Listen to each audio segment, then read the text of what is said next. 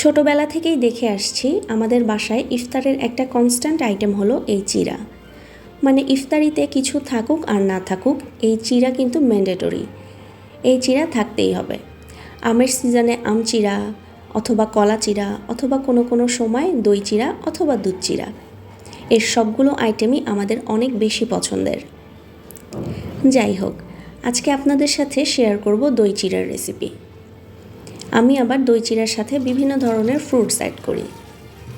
প্রথমেই দই চিড়া বানানোর জন্য এটাকে ভালোভাবে ধুয়ে নিতে হবে। একদম পরিষ্কার পানি দিয়ে কয়েকবার ধুয়ে নিতে হবে, যেন চিড়ার ঘোলাটে ভাবটা আর না থাকে।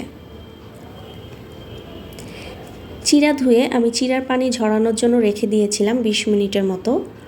তারপর যে বাটিতে চিড়া মাখাবো সেই বাটিতে চিড়াগুলো ঢেলে নিতে হবে। এরপর আমি এই চিড়ার মধ্যে 1.5 কাপ পরিমাণ গরুর দুধ দিয়ে দিব। এটা কিন্তু অনেকে অনেকভাবেই বানায়। কেউ গুঁড়া দুধ দিয়ে বানায়, কেউ আবার লিকুইড দুধ দিয়ে বানায়। দুধ দেওয়ার পর চিড়া আর দুধ খুব ভালোভাবে মিশিয়ে দিয়েছি।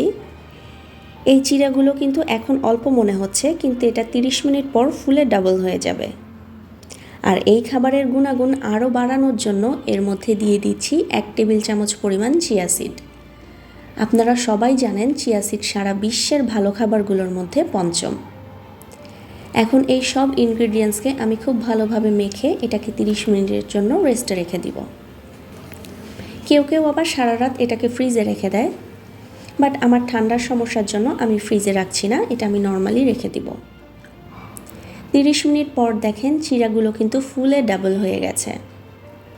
আর আজকে আমি এখানে মিষ্টি দই ব্যবহার করব। এটা কিন্তু টক দই দিয়েও বানানো যায়। আসলে এটা যার যার পছন্দ মতো। আর আমার পছন্দ মতো আমি এখানে কিছু ফ্রুটস কেটে নিয়েছি। আমি এখানে ভরে ভরে 2 চামচ দই নিয়েছি। এখন দিয়ে দিচ্ছি কেটে রাখা আঙুর, স্ট্রবেরি, কলা আর খেজুর। এটা কিন্তু ইফতারি অথবা সেহরির জন্য পারফেক্ট একটা আইটেম। এটা অনেক বেশি হেলদি অ্যান্ড ফ্রুটসগুলো আমাদের শরীরে বিভিন্ন ধরনের মিনারেলস, ভিটামিন, পটাশিয়াম প্রোভাইড করে, যা সারাদিন রোজা রেখে আমাদের শক্তি যোগাতে সাহায্য করে। এনিওয়েজ, আমার দই চিড়া বানানো কিন্তু একদম কমপ্লিট। আপনারা কে কোন ধরনের চিড়া খেতে পছন্দ করেন কমেন্টে কিন্তু আমাকে অবশ্যই জানাবেন। দেখা হবে নেক্সট কোনো ভিডিওতে। সেই পর্যন্ত সবাই ভালো থাকবেন, সুস্থ থাকবেন। টাটা, বাই বাই অ্যান্ড আল্লাহ হাফেজ এভরিওয়ান।